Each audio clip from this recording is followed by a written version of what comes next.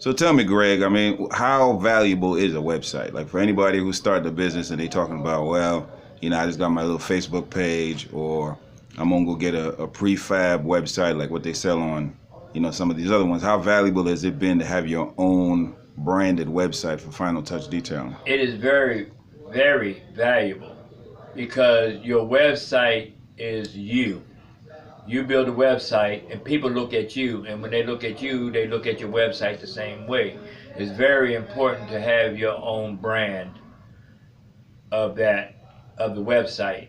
And considering, these other little off brands where they just like, okay, I can build your website and so, for this much and that much, or for so many days, I can have it done. And it's one thing to having a basic website, but it's a difference having a website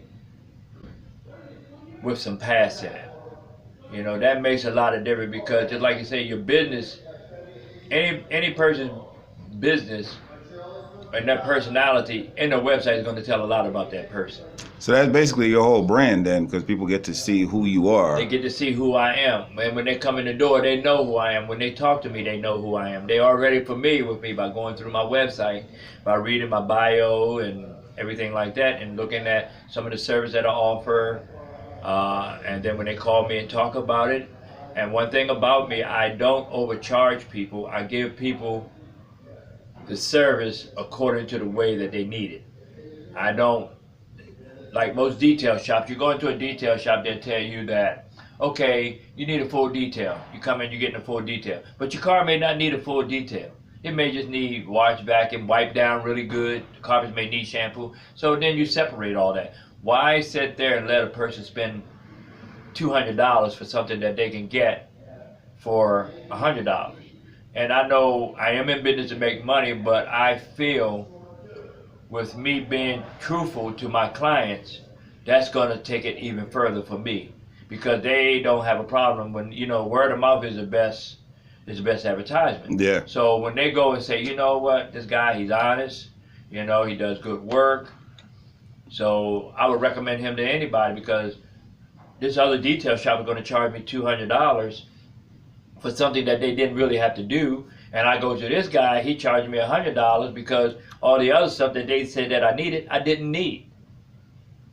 So I would feel more comfortable going to someone that is really educated about the business, and I've been doing this for 42 years, so I know the detailing business inside and out. So you get some guys that's been doing it for 10 years, 5 years. It's just like the young lady that just come here, and she was asking me about, getting into the tracks of the van and everything like that. I said, baby, I said, ma'am, I said, we use air.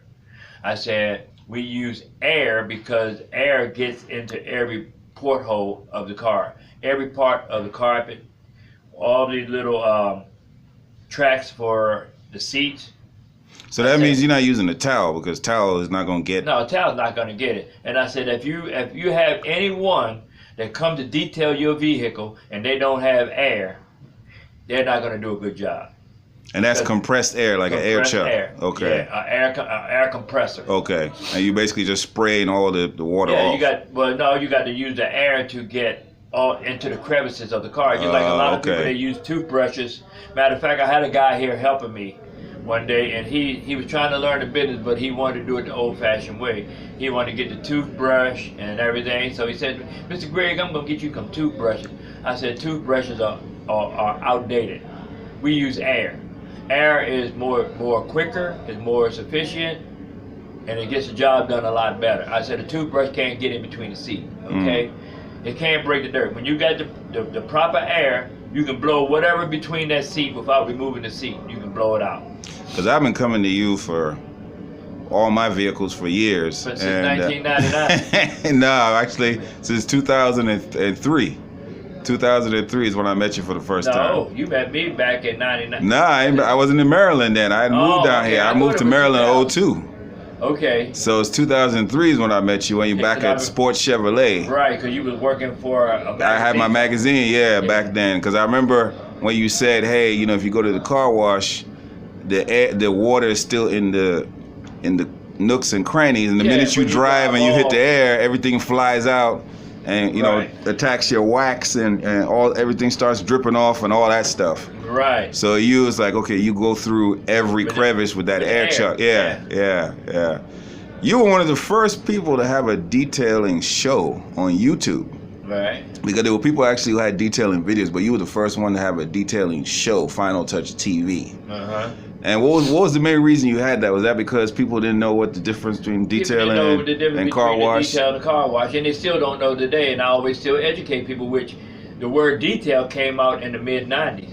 It was always reconditioning, because that's what you're doing. You're reconditioning the car back to its original specs.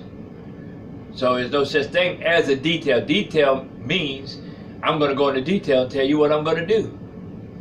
So what do people think you were doing? They just thought you just putting soap and water on the car? I mean, what they think you were doing? I don't know what the hell they thought I was doing. But I don't and know. they didn't want to pay you what you wanted, right? No, because they said, oh, I just got my car detailed. I said, no, you just got your car washed.